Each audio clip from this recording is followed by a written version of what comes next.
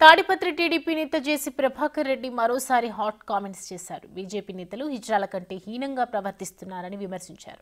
New year సందర్భంగా తాడిపత్రిలో మహిళల కోసం ప్రత్యేక ఈవెంట్ నిర్వహిస్తూ మీకేంటి సమస్య అంటూ ప్రశ్నించారు.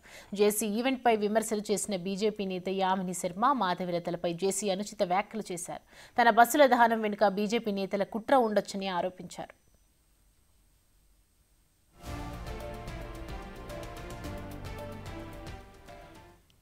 ఇక అనంతపురంలో తన బస్సులు పథకం ప్రకారం దగ్ధం చేసిన పోలీసులు షార్ట్ సర్క్యూట్ అంటూ కేసు నమోదు చేయడంపై జేసీ పోలీసుల తీరుపై సంచలన వ్యాఖ్యలు చేశారు.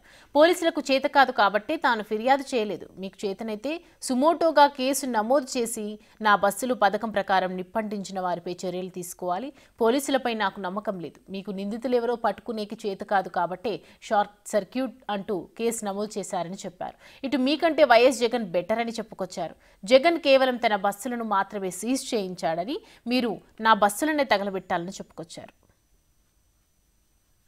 బస్సు కలిసారు ఏమైంది, నేను కంప్లైంట్ కూడా చేయను అని చెప్తారు. ఒరే జగనే మేలురా, బస్సులు నిలబెట్టించినాడు. ఈ బీజేపీ గవర్నమెంట్ లో బస్సులు తగలబెట్టినారు. అంతకన్నా నీచంగా ఉందారా? ఏమైంది? 300 పోతేనే ఆ పొద్దు ఏర్సలే. దీనికి ఎడుతాను నేను. కాల్చి ఏం చేసుకున్నావురా?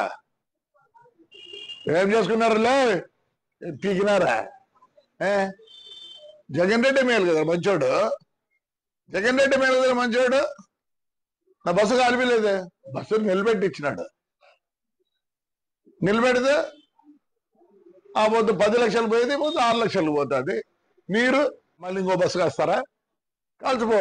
వరుసగా పెట్టినాడు. నేనే భయపడతాను అనుకుంటున్నారా? ఏం చేస్తారా? బస్సు కాల్చ అయిపోయింది. ఏమైంది? వస్తుంది రిలే. అది మా డ్రైవర్కి ఇచ్చిందే. ఎందుకంటే కోర్టులో ఉంది, జనవరికి వస్తే నేను మామూలుగా పాత బస్సులు 10 లక్షలు అయితే వాళ్ళు 5 లక్షలు ఇస్తారంట. ఎందుకంటే ఇన్నేళ్ళు నాకు పని చేసినారండి. ఒక జీవితం నాశనం చేసినారా. శివాలయం పడిపోయిందిరా, చేపిస్తానంటరా. వెంకటేశ్వర స్వామి పడిపోయిందిరా, చేపిస్తానంటరా. పెద్దపోపూరులో అశ్వర్థం చేపిస్తానంటరా. 4 కోట్లు 3 కోట్లు అవుతుందిరా. గవర్నమెంట్ 80 లక్షలు ఇచ్చింది. 650 సంవత్సరాలు గుళ్ళురా. మీ పార్టీ పేరు చెప్పుకో అమ్ముకుంటారు. మంచి అమ్మాయినని పెట్టకూడదా? దానికే పేరు లేదు. అదే మా ఊర్లో ఒక 2 నెలలు సినిమా షూటింగ్ చేసినారు. నన్ను పర్మిషన్ అడిగినారు. గాయత్రిది మా లెక్చరర్ ఇల్లు చూసినారు. మా సూర్యమణి ఇండ్లు వాడినారు.